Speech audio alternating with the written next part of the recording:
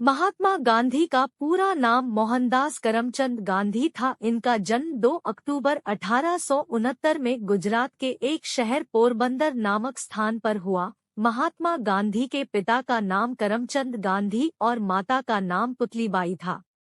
महात्मा गांधी करमचंद गांधी की चौथी पत्नी पुतलीबाई के पुत्र थे। इससे पहले उनकी तीनों पत्नियां प्रसव के समय मर गई थी। महात्मा गांधी के पिता उस समय काठियावाड़ की एक छोटी सी रियासत पोरबंदर के दीवान थे और माता धार्मिक विचारों वाली महिला थी। गांधी जी पर उनकी माता का बहुत प्रभाव पड़ा, इसलिए गांधी जी ने अपनी माता को दिए वचन के अनुसार हमेशा शाकाहारी जीवन अपनाए रखा। गांधी का अर्थ गुजरती भाषा में पंसारी होता है और बापू को गुजरती भाषा में पिता कहा जाता है।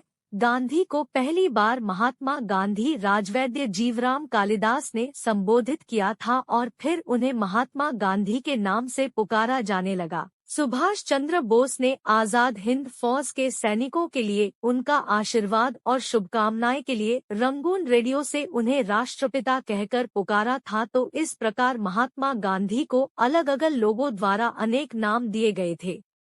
महात्मा गांधी का प्रारंभिक जीवन 1876 से 1888 तक। महात्मा गांधी ने अपनी मिडिल की पढ़ाई पोरबंदर से प्राप्त की और 1876 में उनका परिवार राजकोट आ गया, जहां से 1881 में उन्होंने अपने हाई स्कूल की परीक्षा को पास किया। महात्मा गांधी उस समय एक औसत छात्र थे।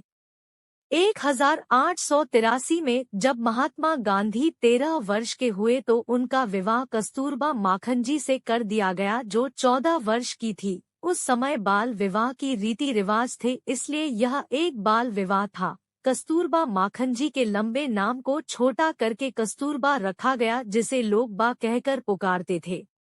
1885 में महात्मा गांधी की पहली संतान ने जन्म लिया, परंतु वह कुछ समय तक जीवित रहने के बाद उसकी मृत्यु हो गई और इसी साल जब गांधी जी 16 साल के थे तब उनके पिता की तबीयत बहुत खराब होने लगी, जिनकी आयु 63 वर्ष थी। उस समय गांधी जी हमेशा उनके साथ रहते थे, परंतु एक दिन कुछ समय के लिए शरीर को राहत देने के लिए शयन कक्ष पहुंचे, जहां उनकी शारीरिक अभिलाषाएं जागृत हुई और उन्होंने अपनी पत्नी कस्तूरबा के साथ प्रेम संबंध बनाए, जिसके कुछ समय बाद उन्हें पता लगा कि उनके पिता की मृत्यु हो गई है, जिसे गांधी जी को अपराध की तरह लगा। इस घटना से महात्मा गांधी ब्रह्मचर्य की ओर मुड़ने लगे थे। इस साल 1885 में गांधी जी को 2 बड़े दोहकों का सामना करना पड़ा, एक उनकी पहली संतान और दूसरे उनके पिताजी का देहांत।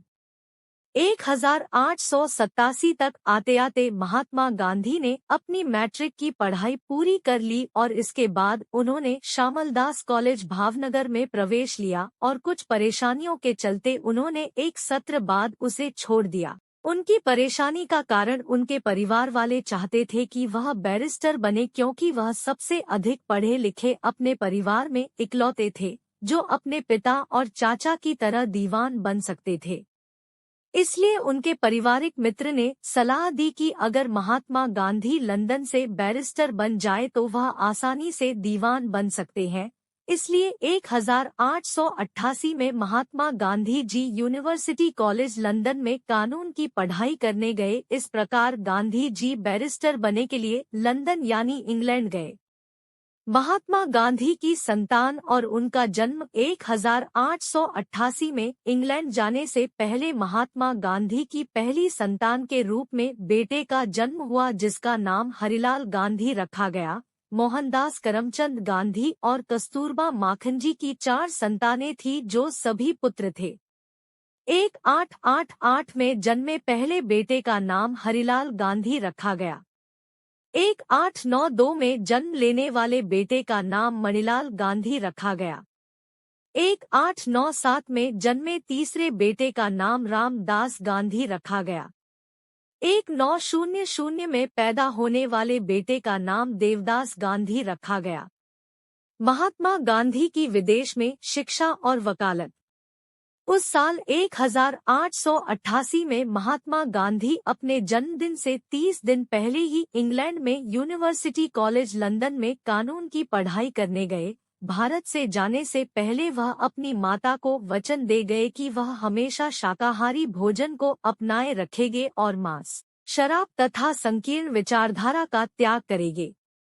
लंदन में रहते हुए उन्होंने कई तरह के अंग्रेजों के रीति रिवाजों का अनुभव किया और अपनी माता के वचन का पालन भी किया। कुछ समय तक शाकाहारी भोजन न मिलने से समस्याओं का सामना किया, परंतु बाद में शाकाहारी भोजन उपलब्ध करने वाले स्थानों के बारे में उन्हें पता लगा और फिर उन्होंने वहां शाकाहारी समाज की सदस्यता ग्रहण की।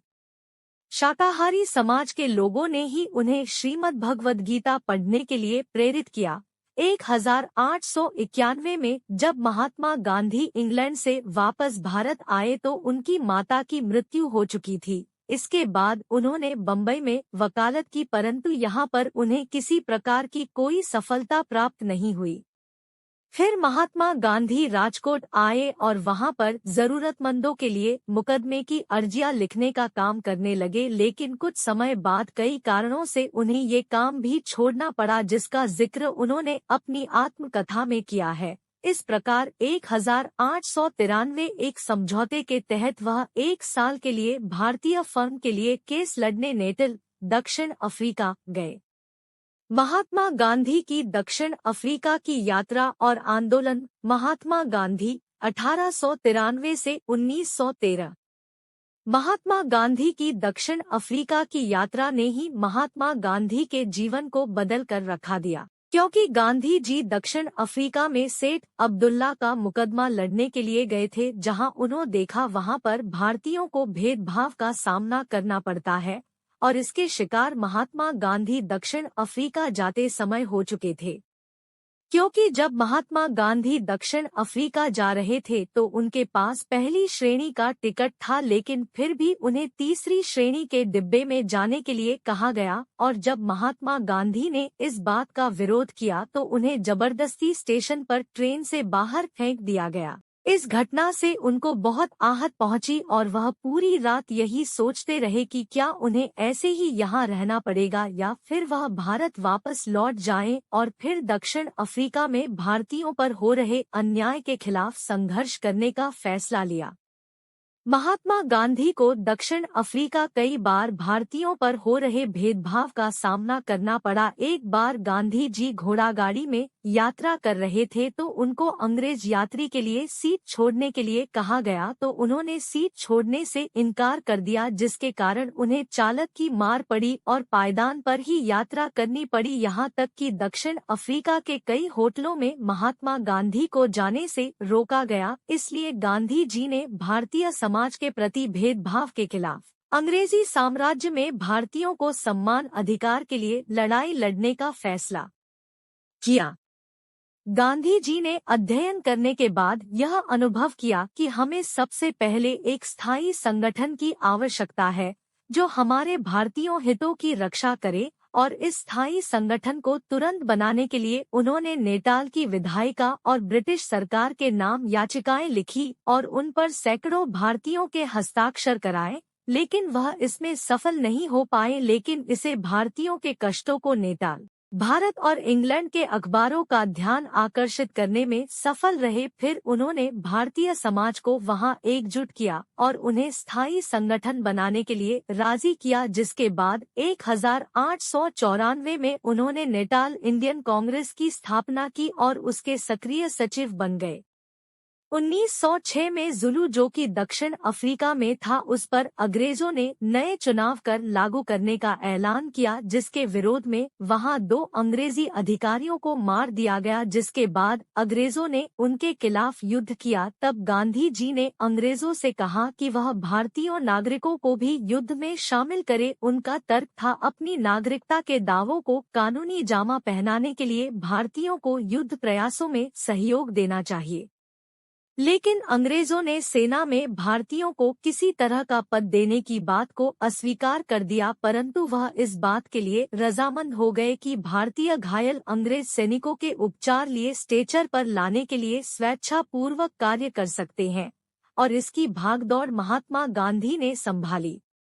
फिर 1906 में ही दक्षिण अफ्रीका में रहने वाली भारतीय जनता के पंजीकरण के लिए ट्रांसवैल सरकार ने विशेष रूप से अपमानजनक अध्यादेश लागू किया, जिसके बाद महात्मा गांधी के नेतृत्व में एक जनसभा का आयोजन किया गया और अध्यादेश को तोड़ने और उसकी सजा भुगतने की शपथ ली। यही से ही सत्याग्रह का जन्म हुआ। इस आंदोलन के दौरान कई उतार चढ़ाव आते हैं, जिसमें भारतीय जनता ने बहुत से दुखों और कष्टों का सामना अहिंसा के साथ महात्मा गांधी के नेतृत्व में किया। इस आंदोलन के आखिरी दौर 1913 में भारतीय लोगों ने काम करना बंद कर दिया, जिसे सैकड़ों भारतीयों को जेल डाल दिया गया और उन्हें कई तरह की यातनाएं दी गई, जैसे जेल की सजा, कोड़ों की मार और गोली मारने जैसे आदेश दिए गए, जिसके बाद वहां की सरकार की बहुत बदनामी हुई और फिर ब्रिटिश सरकार के दबाव के बाद एक समझौते किया गया, जिस पर महात्मा गांधी के साथ सरकार के प्रतिनिधि और जनरल जॉन क्रिश्चियन के द्वारा बातचीत की गई। आखिरकार समझौता हुआ और भारतीय राहत विधेयक पास हुआ।